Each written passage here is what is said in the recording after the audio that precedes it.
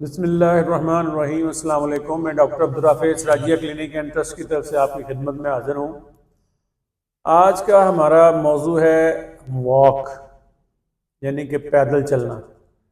पैदल चलने के कितने फ़ायदे हैं? जी हाँ, इसके बेशुमार फ़ायदे हैं।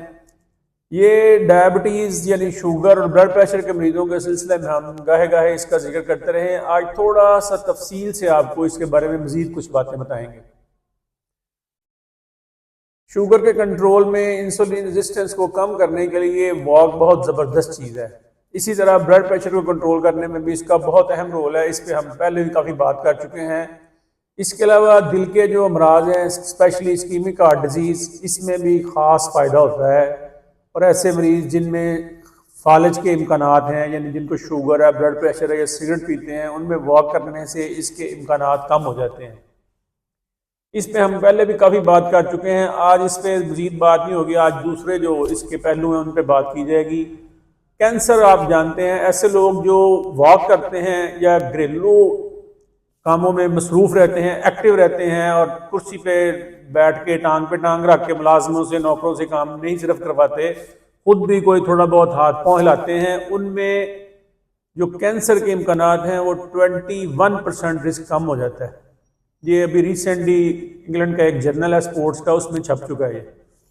इसी तरह बहुत सारी जो क्रॉनिक डिजीज़ होती हैं दूसरी, उनमें भी ये वॉक करने से काफ़ी फ़ायदा होता है। ये इम्यून सिस्टम को बेहतर करता है और वेट मैनेजमेंट में बहुत ज़बरदस्त इसकी हेल्प है। इस सिलसिले में हम पहले भी बता चुके हैं कि वेट कम करने से शुगर रिवर्स जिसे कह सकते हैं, रिवर्स ही हो जाती है या रिमिशन में चली जाती है।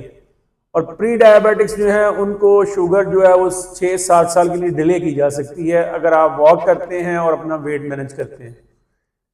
मज़ीद इसके और भी बहुत सारे फ़ायदे हैं, जैसे ये मसल स्ट्रेंथ करती है, यानी कि मसल मजबूत होते हैं, जिसकी वजह से बोन्स जो है वो भी बेहतर हो जाती हैं, क्योंकि वॉक जो है वो एक वेट बेयरिंग एक्सरसाइज है जिससे हड्डियों में मजबूती आती है, ऑस्टियोपोरोसिस की प्रिवेंशन होती है या वो डिले हो जाती हैं। वॉक करने से नी जॉइंट में और हिप जॉइंट में सनोवियल फ्लूइड बनता है। ये ऐसा पानी होता है जो जोड़ों के अंदर होता है, आप सब लोगों को पता है। उसके बनने की वजह से जोड़ों की दर्द में भी बहुत फायदा होता है। जब पट्टे मजबूत होते हैं, जोड़ थोड़े बेहतर होते हैं, तो मरीजों का जो बैलेंस है वो थोड़ा इम्प्रूव कर जाता है, उसमें बेहतरी आ जाती है। और आपको यकीनन इल्म होगा, अक्सर आपने देखा भी होगा कि हमारे जो बड़े बुजुर्ग लोग होते हैं वो बुढ़ापे में अक्सर गिर जाते हैं, कभी बाथरूम में, कभी चोट लग जाती है, या फीमर, अक्सर टांग का जो बड़ी हड्डी होती है फीमर जिसे कहते हैं, उसका फ्रैक्चर हो जाता है, या नेक ऑफ फीमर का फ्रैक्चर हो जाता है। और यूजुअली ये लास्ट इवेंट होता है किसी बूढ़े बंदे की ज़िंदगी में। इसमें से अक्सर लोगों की ना इसमें कॉम्प्लिकेशन की वजह से डेथ हो जाती है। तो वॉक करने वालों के पट्टे चूँकि मजबूत हो जाते हैं, तो इसलिए उनके गिरने के इम्कानात भी कम हो जाते हैं। तो इसलिए आपसे दरख्वास्त है कि तमाम लोग वॉक करें या हल्की फुल्की एक्सरसाइज करें। अब आगे हम दिमागी मसाइल की तरफ। साइकेट्री में जो स्ट्रेस मैनेजमेंट है उसमें वॉक का बड़ा ज़बरदस्त रोल है। वॉक करने से दिमाग में मुख्तलिफ मादे पैदा होते हैं, न्यूरो ट्रांसमीटर्स जिनको कहते हैं। एंडोर्फिन्स हैं जो मॉर्फिन डेरिवेटिव्स होते हैं। ये स्ट्रेस को और एंग्जाइटी को कम करने में इनका बड़ा ज़बरदस्त रोल है। वॉक करने से मूड आपका बहुत इम्प्रूव कर जाता है। स्लीप जो है उसमें ज़बरदस्त फ़ायदा होता है।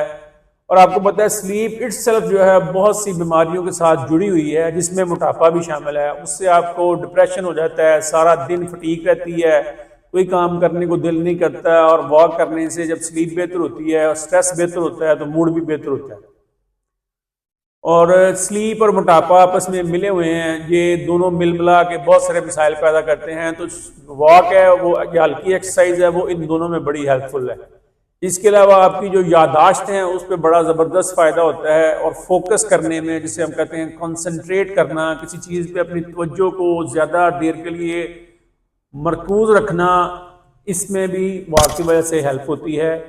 इसके अलावा कॉग्निटिव फंक्शंस जो है इम्प्रूव कर जाते हैं, यानी सारी मौजूदा मालूमात की रोशनी में कोई बेहतर फैसले करने की जो सलाहियत है उसमें भी मरीज़ को फ़ायदा होता है। And last but not the least है कि क्रिएटिविटी जिसे कहते हैं, तख्लीकी सलाहियतें जो हैं वो इंसान में बढ़ जाती हैं वॉक करने से। और जितनी ज़्यादा आप वॉक करेंगे उतना ज़्यादा फ़ायदा होगा। उम्मीद है आप इस पर गौर करेंगे। अब अगली जो बात हम करना चाह रहे हैं वो ये है कि कितनी वॉक की जाए। कितनी वॉक की जाए। ये वॉक जो है, ये जो ज्यादातर रिकमेंड की गई है वो है 150 मिनट्स वॉक। ये माइल्ड टू मॉडरेट है, ये बहुत हल्की वॉक भी नहीं है और बहुत तेज भी नहीं है, दरमियाने दर्जे की वॉक है। ये 150 मिनट्स है। इसके अलावा म्यो क्लिनिक जो है अमेरिका में है, आप गूगल भी कर सकते हैं इसको, इनकी एक और भी रिकमेंडेशन है कि आप इससे आधा टाइम यानी कि सिर्फ 75 मिनट वॉक कर सकते हैं, लेकिन थोड़ी तेज वॉक होनी चाहिए वो।